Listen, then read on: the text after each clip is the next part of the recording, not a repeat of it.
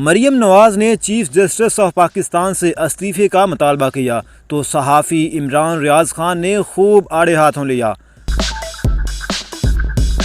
مریم نواز نے کہا کہ اختیارات کے غلط استعمال نے سپریم کورٹ میں بغاوت جیسی صورتحال کو جنم دیا ہے۔ انہوں نے کہا کہ عمران خان کی حمایت میں چیف جسٹس عمر عطا بندیال نے قانون اور آئین کی خلاف ورزی کی ہے۔ نامور ججز نے چیف جسٹس کے طرز عمل اور تعصب پر سنگین سوالات اٹھائے ہیں۔